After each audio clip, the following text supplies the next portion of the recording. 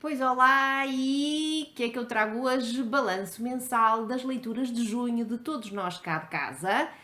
Junho foi um mês muito difícil cá em casa. 2 professores, um aluno do 8º ano, ensino à distância, ensino presencial para mim e ensino à distância também, ou seja, final de ano letivo foi tudo muito complicado e isso acabou por refletir-se nas nossas leituras, embora não possa dizer que se tenha refletido de uma forma muito negativa, porque no meio de todo este sufoco, e eu repito a palavra sufoco muitas vezes quando penso no final do ano letivo, embora para mim e para o marido ainda não tenha terminado de maneira nenhuma, mas vou repetir muitas vezes a palavra sufoco quando falo do final do ano letivo. E, como eu estava a dizer, foi muito difícil o mês, mas mesmo assim nós fomos conseguindo ler.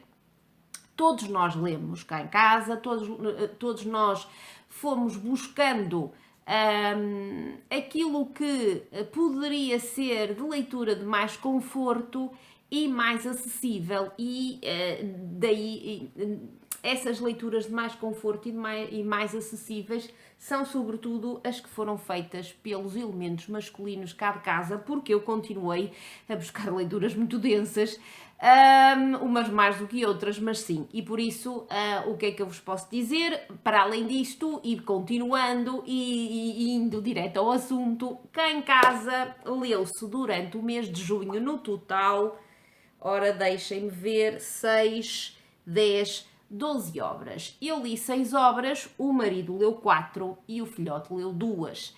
E como é habitual, eu vou começar pelas minhas e por ordem cronológica, ou seja, da primeira à última obra que eu li durante os 30 dias do mês de junho.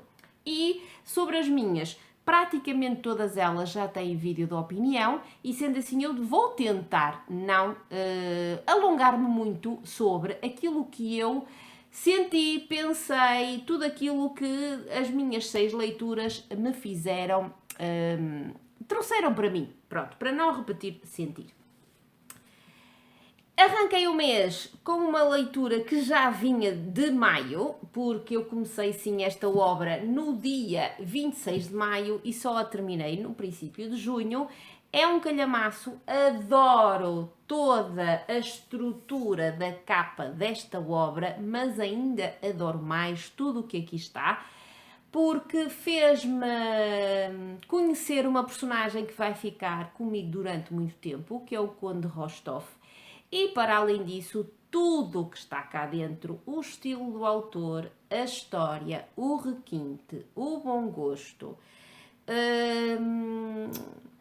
todos os anos que nós vamos acompanhando o Conde Rostov desde 1924 ou 22, perdão, tudo isto é uma delícia e eu não consegui dar-lhe menos do que 10 em 10. Se vocês quiserem saber um pouco mais, vejam o vídeo de opinião que eu vou deixar ficar o link aqui por baixo na caixa de descrição, ok? 10 em 10 e mal posso esperar por ler a outra obra deste autor. Sim.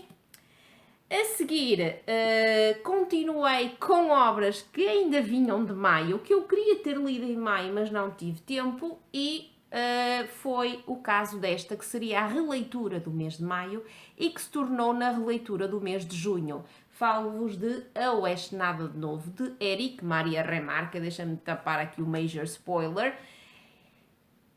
E o que é que eu vos posso dizer? É por causa de obras como estas que eu continuo a querer reler muito do que mora cá em casa nas estantes. Esta obra é uma obra-prima para quem quiser ler sobre a Primeira Guerra Mundial. Adoro este autor, quero ler muito mais dele porque sei que vai ser sempre uma experiência maravilhosa, apesar de ser uma experiência dolorosa, vai ser uma experiência maravilhosa. E eu amei esta releitura, é sem dúvida alguma uma das releituras do ano e eu, como é óbvio, dei-lhe a pontuação máxima. Também tem vídeo de opinião, também podem espreitá-lo se assim quiserem ou se ainda não o tiverem visto. Recomendadíssima. Continuei em junho com uma obra que li em e-book e deixem-me afastar para eu ter espaço para deixar ficar aqui a capa correspondente. Voltei a Kate Morton, que é uma das minhas autoras favoritas, e voltei em e-book e em espanhol porque a obra ainda não está publicada aqui em Portugal, apesar de eu achar que ela já é de 2018. Mas não sei o que é que estão à espera para publicá-la em português, mas adiante. Eu entrei na obra com as expectativas um bocadinho em baixo, porque já tinha visto por aí algures que esta obra seria a menos conseguida da senhora Dona Kate, e foi aquilo que eu também senti ao lê-la, e aquilo que eu vos posso dizer, volto a dizer que esta também tem vida de opinião.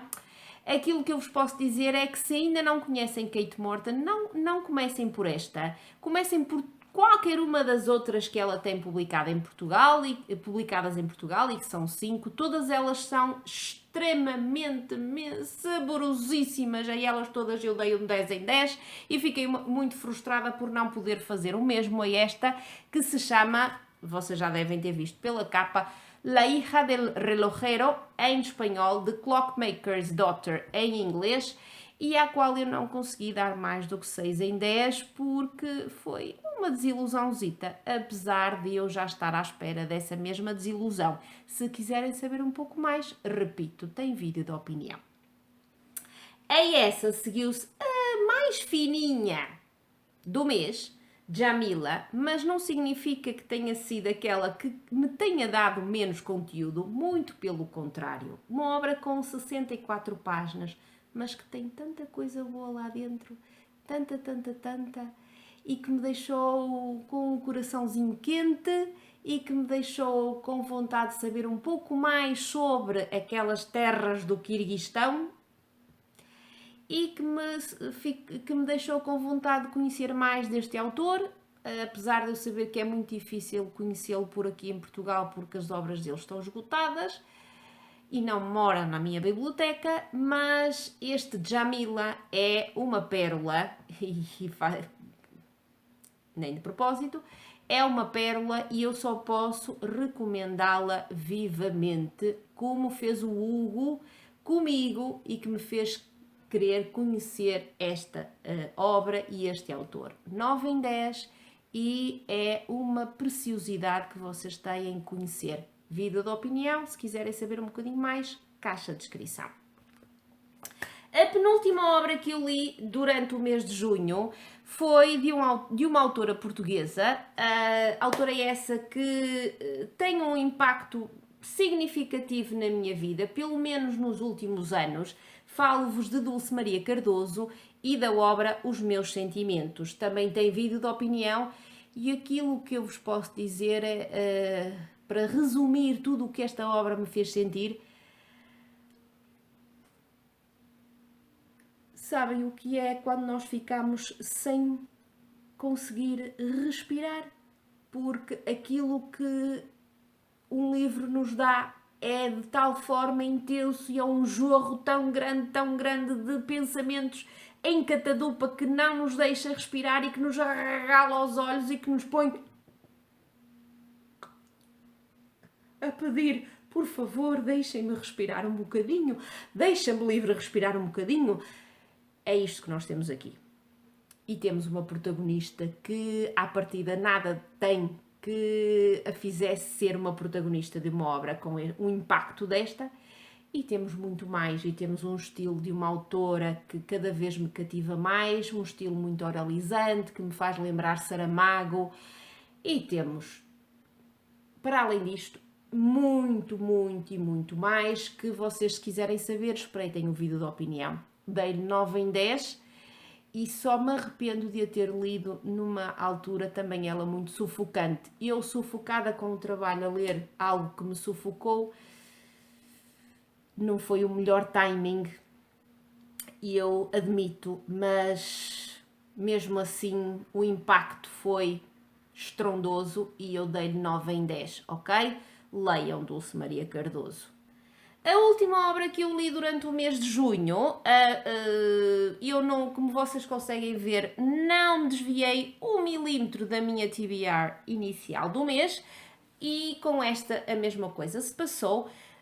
Foi a última obra que eu li em junho, não consegui chegar a outra que tinha planeado ler, fica para julho, mas desta não fiz vídeo de opinião, porque foi mesmo a última, ou seja, eu terminei-a com um bocadinho de batota. Eu terminei-a no dia 1 de julho, mas faltavam-me tão pouquinhas páginas que eu considero a de junho e não de julho.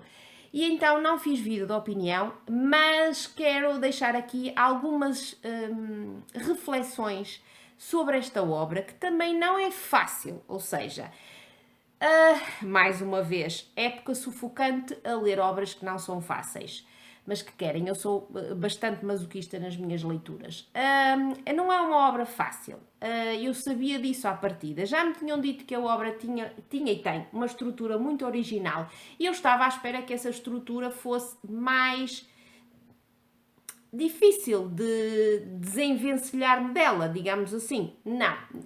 A estrutura é muito original, eu gostei mesmo muito, porque a obra está dividida em capítulos, como é normal que uma obra esteja, mas os seus capítulos ímpares dizem respeito ao momento presente, e nós vamos acompanhando o momento presente de uma forma cronológica, ou seja, de trás para a frente, não é? Como a linha do tempo normal. E nos seus capítulos pares nós temos o passado da protagonista, e aí nós vamos regredindo, ou seja, vamos indo da frente para trás, vamos indo no passado para trás dessa mesma linha. E temos aqui uma protagonista. Sim, eu tive várias obras, mais obras protagonizadas no feminino do que no masculino durante o mês de junho, e isso é uma coisa que me agrada bastante. Temos uma protagonista que se chama Jake, tem um nome masculino, ela própria também tem características físicas bastante masculinizadas. É uma mulher muito alta, é uma mulher com muita força, é uma mulher que usa o exercício físico para exorcizar muitos dos seus demónios, e esta expressão exorcizar muito dos seus demónios é aquilo que eu acho que está mais presente aqui nesta obra, tanto na linha temporal do presente, passando a redundância, como na linha temporal do passado.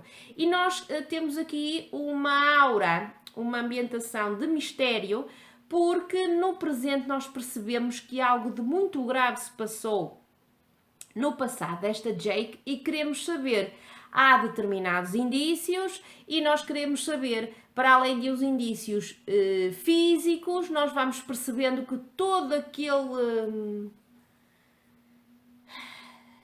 sufoco, a palavra sufoco vem muitas vezes à minha cabeça, todo aquele sufoco, toda aquela vontade de expiar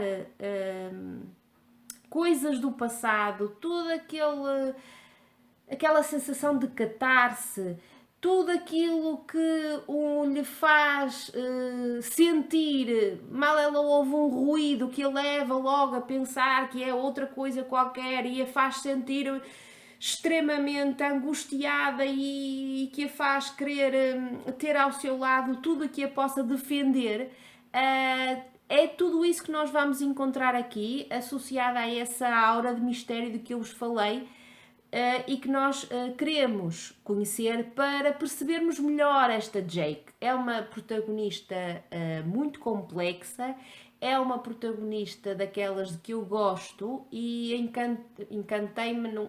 Pronto, o verbo não é o melhor, mas gostei.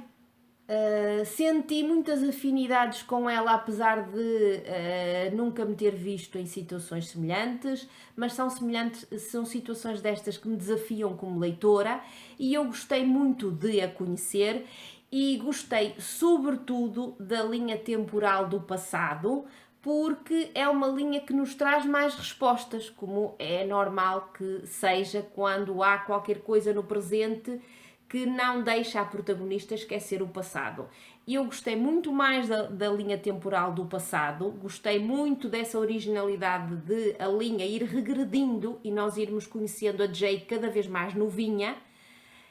Da linha do presente, gostei desse ambiente de sufoco e de angústia e de sofrimento atroz, mas não gostei da maneira como essa linha temporal do presente termina. Ou seja, não gostei do seu desenlace porque deixa muita coisa sem resposta e eu não gosto disso. Eu gosto de finais abertos, mas finais abertos que me deem alguma coisa, e este final foi demasiado aberto, deixou muita coisa por responder, muita ponta solta, e eu que sou um bocadinho, como vocês sabem, incrédula, há determinadas coisas aqui neste final que me chatearam. E é por isso que, apesar de eu ter gostado muito da protagonista e de tê-la conhecido e de ela me ter desafiado como leitora, eu não consigo dar mais do que o 8 em 10 a esta obra. Porque se ela tivesse tido outro tipo de final, de certeza que a pontuação seria mais elevada, ok? E assim sendo, já mostrei as minhas 6 leituras de junho, vou agora mostrar as leituras dos meus homens, ou seja, do meu marido e do meu filhote. E o meu marido embarcou numa senda muito interessante durante o mês de junho. Porque, não sei se vocês recordam, mas o maridinho em maio leu 2 obras em espanhol, na língua original, e uma delas foi de Isabel Allende, Inés del Alma Mía. E eu acho que foi isso que despolutou tudo aquilo que fez e que caracteriza as leituras do meu marido durante o mês de junho. Sim, maridinho embarcou na senda de ler tudo, ou quase tudo, não sei se ele vai ler tudo, mas ler tudo, melhor dizendo, reler tudo de Isabel Allende, que mora cá em casa. E por isso, tudo aquilo que o maridinho leu em junho é de Isabel Allende. Tudo publicado em português, e vou mostrar-vos então quais foram essas 4 obras que o marido leu durante o mês de junho.